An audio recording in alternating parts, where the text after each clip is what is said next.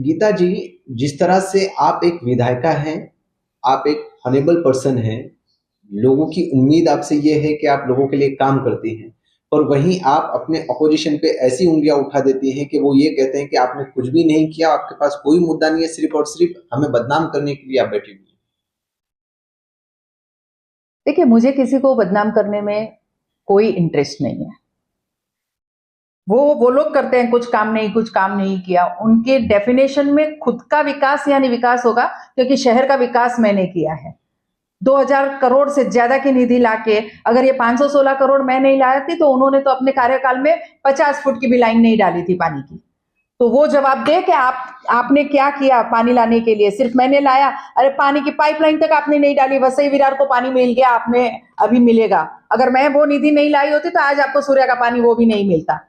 और आपने अगर पत्रकार परिषद देखी हो, मैंने ये आरोप लगाया कि उनकी जमीन में वो काम नहीं करने देते मेट्रो का। उन्होंने कबूल किया है कि वो जमीन मेरी है। मैं तो चाहता हूं कि कमिश्नर उसका मुआवजा दे और जमीन ले। तो मैं वही बात कह रही हूं कि इतनी सी जमीन के लिए अगर आप इतना बड़ा मेट्रो का काम रुकवा रहे हैं, और मुझे बराबर याद है कि उन्होंने 19 के इलेक्शन के समय कहा था कि मुझे वोट नहीं दोगे तो मैं मेट्रो में बैठने नहीं दूंगा। उन्होंने वेस्ट में काम रुकवाया था, उसके भी सबूत मैं आपको दे सकती हूँ। उन्होंने यहां काम रुकवाया, ये खुद उन्होंने अपने मुंह से कहा है कि कमिश्नर जब तक आएंगे नहीं, मेरा मुआवजा मिलेगा नहीं, तब तक मैं काम नहीं करने दूंगा। तो मैं तो वही कह रही हूँ कि आप काम नहीं करने दे रहे। मैंने कौन सा गलत इल्जाम लगाया है? और मैम, वो तो कह रहे हैं कि अब भी आप अपने वकील को लाइए, कमिश्नर साहब के पास चलिए, मैं लिख करके जो भी तरतूत में बैठता है मैं वैसा करके देने को तैयार हूँ। मैं वही आप वो शब्दों के जाल में आपको फंसा रहे हैं। तरतूत में बैठता है, नियम में बैठता है, नियम से वो क्या चाह रहे हैं कि वो पैसे दे। अरे उसका जवाब तक नहीं दे रहे हैं। ऑलरेडी कमिश्नर के बिहाफ पे शिंदे का लेटर मैं आपको दे चुकी हूं, जिसमें वो बोल रहे हैं कि आप जमीन हमें दीजिए और उसके बदले में डीडीआर लीजिए।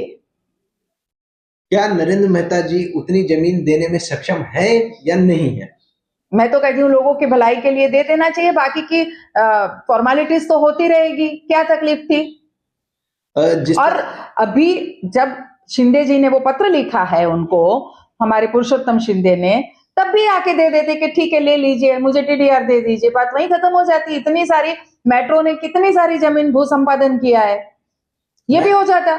मैम, इलेक्शन आया है तभी आरोप चालू हुए हैं या इसके ऊपर में नजर आपकी शुरू से ही है? नहीं, मेरे संज्ञान में जब आया, मैंने ये सोचा कि ये 3 सीढ़ियों का काम चल रहा है, एक का क्यों नहीं हो रहा है।